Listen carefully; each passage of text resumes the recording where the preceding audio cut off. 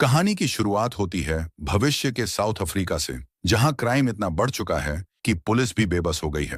तब सरकार एक नया कदम उठाती है, रोबोट पुलिस, जिन्हें स्काउट्स कहा जाता है। इन्हें टेट्रावाल कंपनी ने बनाया है और इनमें एक खास सिक्योरिटी सिस्टम लगाया गया है जिसे सिर्फ कंपनी ही अपडेट कर सकती है। यानी दुनिया का कोई भी हैकर इन्हें हैक नहीं कर सकता। यही कंपनी एक और ताकतवर रोबोट बनाती है जिसका नाम है मूस। इसे कंट्रोल करता है इंसान और इसका डिजाइन बनाया है इंजीनियर विंसेंट ने। लेकिन विंसेंट को आर्टिफिशियल इंटेलिजेंस पर भरोसा नहीं। उसका मानना है कि रोबोट तभी सुरक्षित हैं जब इंसान उन्हें कंट्रोल करे। एक दिन फैक्ट्री में स्काउट बाइस नाम का रोबोट रिपेयर के लिए लाया जाता है। इंजीनियर कहता है कि ये रोबोट हर मिशन के बाद टूटकर वापस आता है। जैसे ही इसका रिपेयर पूरा होता है, स्काउट बाइस तुरंत एक्टिव होकर अपने काम पर लौट जाता है। दूसरी तरफ गैंग लीडर निंजा अपनी टीम के साथ शहर से भाग रहा होता है क्योंकि स्काउट्स उनके पीछे लगे होते हैं। भागते भागते उनका एक्सीडेंट हो जाता है, लेकिन किसी तरह वो बच निकलते हैं और बड़े गैंगस्टर हिप्पो के पास पहुंचते हैं।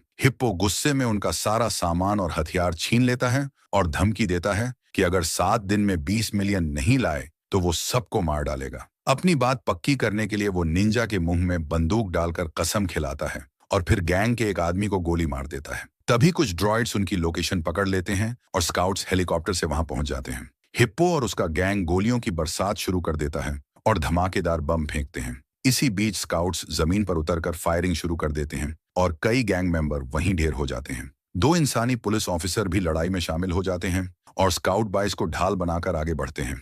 धीरे धीरे गैंग के और भी ज्यादा लोग मारे जाते हैं और निंजा बेताबी से मरे हुए लोगों के बीच वैन की चाबी ढूंढने लगता है। चाबी जिस आदमी के पास होती है वो कार लेकर भागने की कोशिश करता है, लेकिन एक स्काउट गोली मारकर उसकी कार गिरा देता है। तभी निंजा हेलीकॉप्टर पर फायर करता है और उसके इंजन को हिट कर देता है, जिससे हेलीकॉप्टर पीछे हट जाता है। इसी बीच पुलिस पुराने बिल्डिंग में घुसने की कोशिश करती है, लेकिन हिप्पो रॉकेट लॉन्चर से हमला कर देता है। इस जोरदार हमले से स्काउट बाइस बुरी तरह नुकसान झेलता है।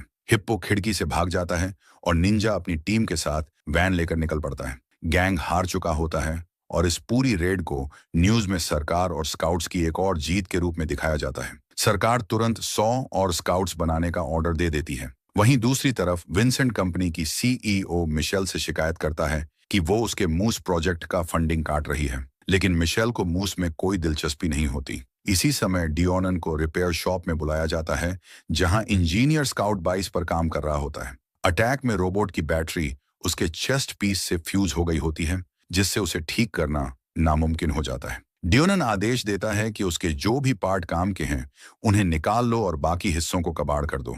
दूसरी तरफ चोर अपनी छुपी हुई बिल्डिंग पर वापस पहुंचते हैं। निंजा को हिप्पो का फोन आता है जिसमें वो 7 दिन की डेडलाइन याद दिलाता है। गैंग चर्चा करता है कि अब क्या किया जाए ताकि मुसीबत न बढ़े। योलांडी का मानना है कि टेट्रावाल कंपनी में किसी के पास जरूर ऐसा स्विच होगा जिससे स्काउट्स को बंद किया जा सके, इसलिए सबसे पहले उन्हें उस इंसान को ढूंढना होगा। थोड़ी इंटरनेट रिसर्च से उन्हें पता चलता है कि स्काउट्स का असली निर्माता कौन है। उधर डियोनन अपने फ्री टाइम में अपने नए सीक्रेट प्रोजेक्ट पर काम कर रहा होता है। उसके घर में रोबोट्स उसकी मदद करते हैं और घर का सारा काम संभालते हैं। डियोनन कई घंटों तक कोडिंग करता है और आखिरकार एक ऐसा प्रोग्राम बना लेता है जो रोबोट्स को कृत्रिम चेतना यानी आर्टिफिशियल कॉन्शियसनेस दे सकता है।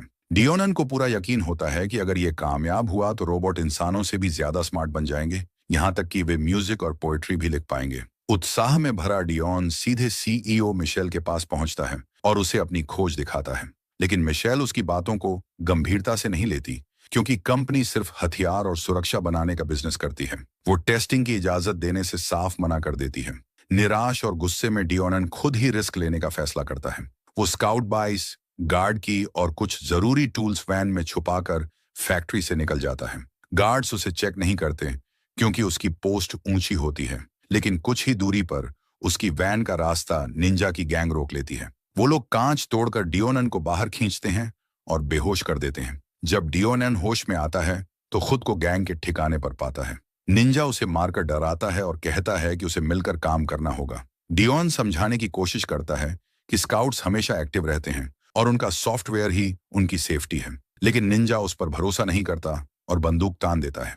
तभी अमेरिका वैन से स्काउट बाइस निकाल लाता है। अब निंजा डियोनन को धमकी देता है कि अगर उसे जिंदा रहना है तो स्काउट बाइस को उनके लिए प्रोग्राम करना होगा। डियोनन उन्हें चेतावनी देता है कि नया सॉफ्टवेयर अभी टेस्ट नहीं हुआ है, लेकिन गैंग फिर भी ट्राई करने को तैयार हो जाती है। डियोनन स्काउट 22 के टूटे पार्ट्स ठीक करना शुरू करता है, लेकिन उसे पता चलता है कि बैटरी बुरी तरह डैमेज है और अब ये रोबोट सिर्फ 5 दिन तक ही चल पाएगा। इसके बाद डियोन गार्ड की से पुराना सिस्टम हटाकर नया प्रोग्राम इंस्टॉल कर देता है और तभी कुछ कमाल होता है। स्काउट 22 जाग उठता है, लेकिन अब वो किसी मशीन की तरह नहीं बल्कि एक छोटे बच्चे की तरह बर्ताव करता है।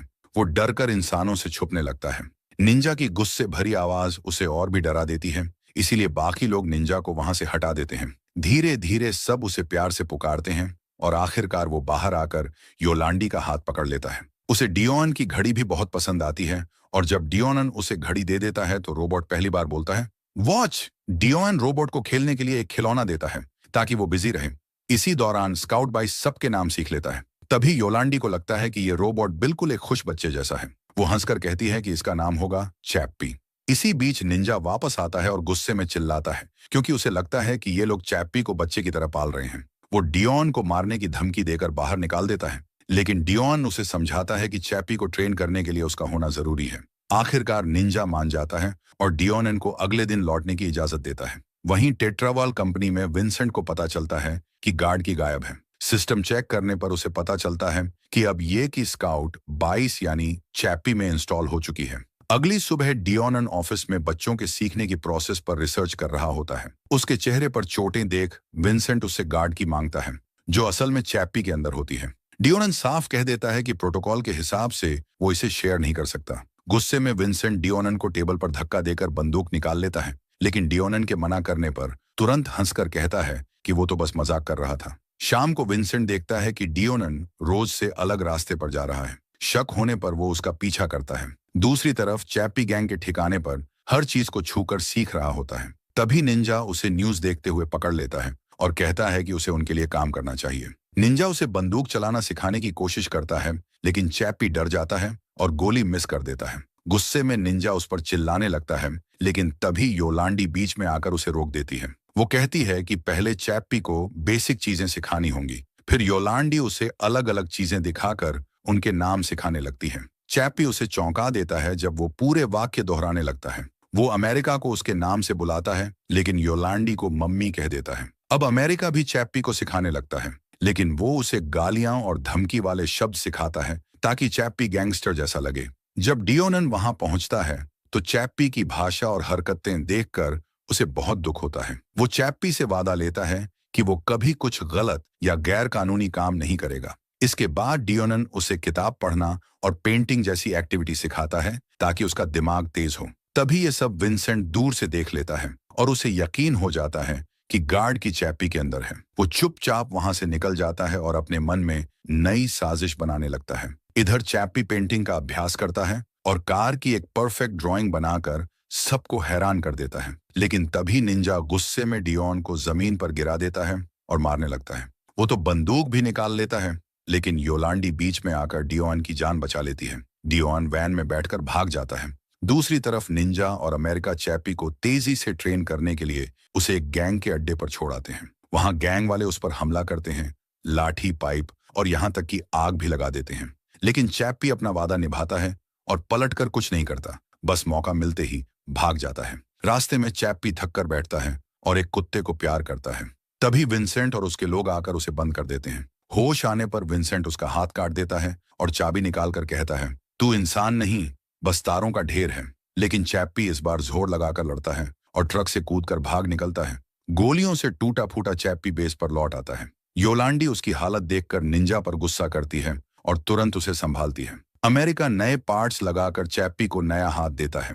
रात को योलांडी चैप्पी को किताब पढ़ाती है और समझाती है, तेरे अंदर एक आत्मा है और वही सबसे कीमती चीज है। अगले दिन डियोनन अपनी सुरक्षा के लिए एक बंदूक खरीदता है। दूसरी तरफ चैप्पी गुड़िया से खेल रहा होता है और उसे स्पेशल कहता है, जैसे योलांडी। तभी निंजा आता है, माफी मांगता है और खुद को उसका डैडी बताता है, लेकिन साथ ही चैप्पी से गुड़िया भी छीन लेता है। फिर निंजा उसे गैंगस्टर की तरह चलना सिखाता है और गुस्सा हो जाता है जब चैप्पी बंदूक चलाने से मना कर देता है। तभी अमेरिका बीच में आता है और चैप्पी को चाकू चलाना सिखाता है।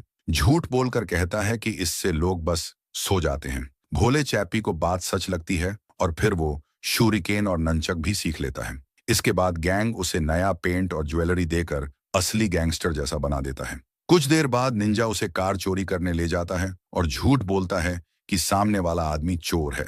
भोले चैप्पी गुस्से में कार तोड़ देता है, दरवाजा उखाड़ देता है और उस आदमी को उठाकर सड़क पर फेंक देता है। निंजा और अमेरिका उसे डांटते हैं और कहते हैं, सिर्फ गन पकड़ो, चलानी नहीं है। फिर घंटों तक चैप्पी कारें चुराता है और लोग उसे देखकर डरकर भाग जाते हैं। दूसरी तरफ वो लोग एक पुरानी बिल्डिंग पहुंचते हैं जहां गैंगस्टर डॉग फाइट देख रहे होते हैं। चैप्पी को देखकर सब डरकर भाग जाते हैं और निंजा उसे बाहर खड़ा कर देता है। चुराई हुई कारों के पैसों से निंजा और अमेरिका हथियार खरीदते हैं। वहीं चैप्पी उदास हो जाता है जब उसे एक मरा हुआ कुत्ता और दूसरा पिंजरे में बंद मिलता है। निंजा लौट कर आता है और कहता है, जिंदगी इन कुत्तों जैसी है, या तो मर जाओ या लड़कर जीना सीखो। चैप्पी सोचता है कि वो अमर है क्योंकि वो एक रोबोट है, लेकिन निंजा उसे सच्चाई बताता है कि उसकी बैटरी बहुत जल्द खत्म हो जाएगी।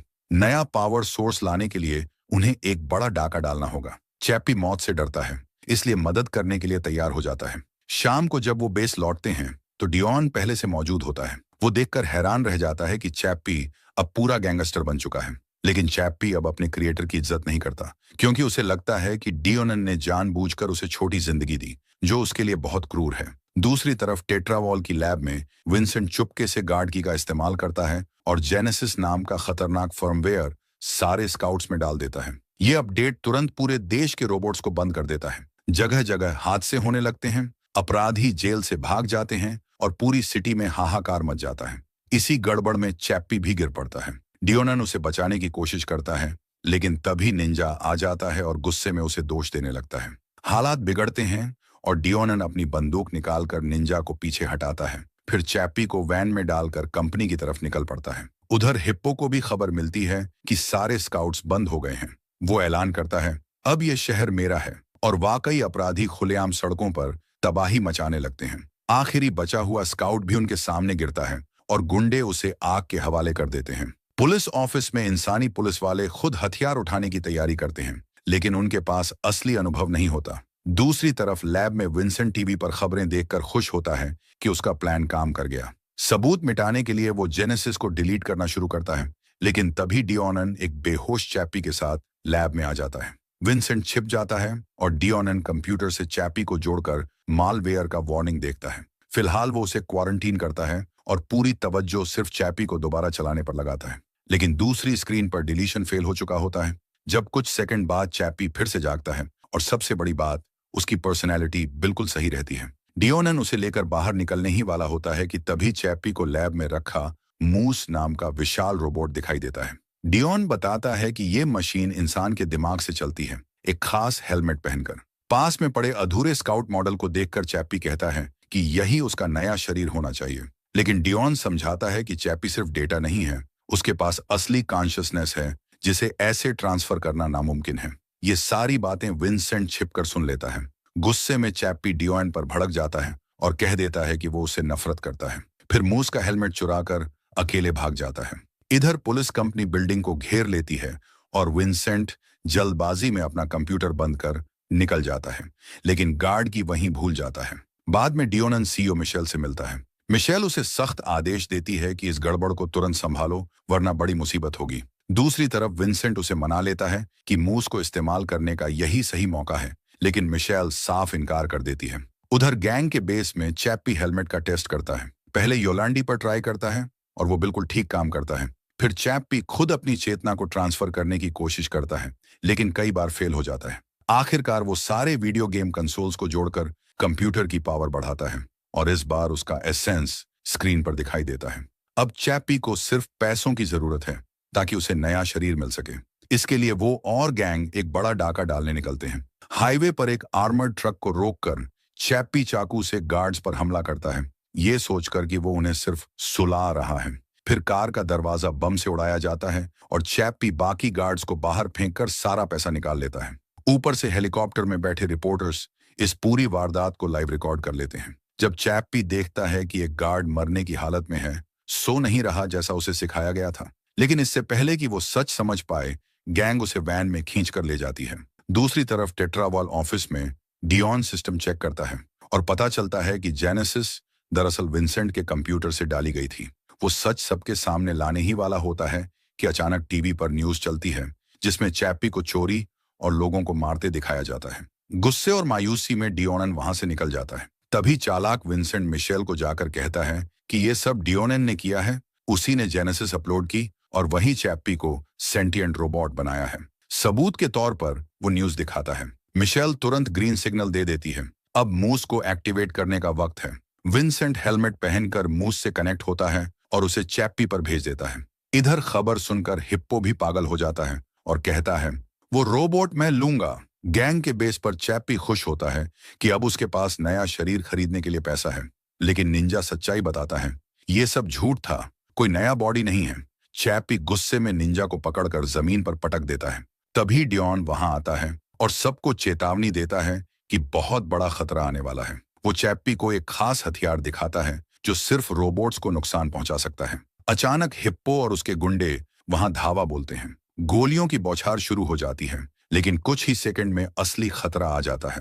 मूस। विंसेंट मूस को कंट्रोल करके पहले अमेरिका को कुचलवाता है। निंजा गोलियां चलाता है लेकिन मूस पर कोई असर नहीं होता। वो भागकर छिप जाता है। मूस फ्लेम थ्रोवर निकालता है और आग बरसाने लगता है। हिप्पो और उसकी पूरी गैंग भी फायरिंग करती है, लेकिन विंसेंट मूस को उड़ाकर ऊपर ले जाता है और क्लस्टर बम गिरा देता है। धमाकों में पूरी गैंग खत्म हो जाती है। बस हिप्पो बचता है क्योंकि वो पाइप में छिप जाता है। निंजा पैसों के चक्कर में पागल हो जाता है और नोट समेटने दौड़ता है। तब योलांडी उसे खींचकर छिपाती है। तभी मूस डियोन पर हमला करने बढ़ता है, लेकिन बीच में चैप्पी कूद कर आ जाता है। वो अपने हथियार से मूस पर फायर करता है और उस पर बम चिपकाकर उसका एक हाथ उड़ाने में सफल हो जाता है। लेकिन तभी मूस चैप्पी पर जोरदार वार करता है और उसे गिरा देता है। हिप्पो छिपने से बाहर आता है और वो और निंजा मिलकर मूस पर गोलियां चलाने लगते हैं। उसी बीच चैप्पी योलांडी को लेकर दीवार तोड़कर अंदर भाग जाता है। गोलियों की वजह से मूस का कैमरा खराब हो जाता है, तो विंसेंट उसे आग से दूर ले जाकर ठीक करने की कोशिश करता है। दूसरी तरफ डियोन वैन लेकर भागने की कोशिश करता है, लेकिन रास्ते में हिप्पो उसे रोक लेता है। निंजा मदद करता है, लेकिन तब तक हिप्पो डियोन को गोली मार देता है। गुस्से से भरे निंजा फावड़ा उठाकर हिप्पो का सिर कुचल देता है। चैप्पी तुरंत डियोन को छिपा देता है, लेकिन मूस फिर से चालू हो जाता है और गोलियों की बरसात शुरू कर देता है। चैप्पी अपने हेलमेट की तरफ भागता है, मगर एक गोली उसे तोड़ देती है। अब वो फैक्ट्री जाकर दूसरा हेलमेट लेने की सोचता है ताकि डियोनन को बचा सके। निंजा उसे कहता है कि वो योलांडी को लेकर भाग जाए और खुद मूस को रोकने का जिम्मा लेता है। लेकिन तभी मूस निंजा पर हमला करने वाला होता है कि योलांडी वैन से बाहर निकलती है और खास हथियार से मूस पर गोली चला देती है। विंसेंट तुरंत मूस को कंट्रोल करता है और योलांडी पर फायर करवा देता है। चैप्पी की आंखों के सामने उसकी मां गिर जाती है। गुस्से और दर्द में डूबा चैप्पी आखिरकार बटन दबा देता है और मूस को हमेशा के लिए उड़ा देता है। इसके बाद चैप्पी घायल डियोनन को लेकर टेट्रावॉल पहुंचता है, जहां विंसेंट भागने की कोशिश करता है। चैप्पी उसे पकड़ लेता है, उसका हाथ तोड़ता है और ऑफिस में पटक पटक कर अधमरा कर देता है। लेकिन आखिरी में चैप्पी उसे माफ कर देता है और वहां से निकल जाता है। पुलिस बिल्डिंग को घेर लेती है। तब चैप्पी डियोनन को लैब ले जाकर हेलमेट से उसकी आत्मा को एक नए रोबोट शरीर में डाल देता है। अब डियोनन भी हमेशा के लिए जिंदा हो जाता है। दोनों मिलकर चैप्पी की आत्मा को भी नए शरीर में डालते हैं। अब वो दोनों फिर से खड़े हो जाते हैं, इंसानों जैसे, लेकिन रोबोट शरीर में। फिल्म के अंत में चैप्पी और निंजा योलांडी का अंतिम संस्कार करते हैं। तभी चैप्पी को वो यूएसबी मिलता है जिसमें योलांडी की आत्मा सेव थी। वो फैक्ट्री हैक करता है और एक सुंदर महिला रोबोट बनवाकर उसमें योलांडी की आत्मा डाल देता है। और इस तरह इंसानों और मशीनों के बीच की ये जंग एक नए परिवार और नए प्यार की शुरुआत में बदल जाती है।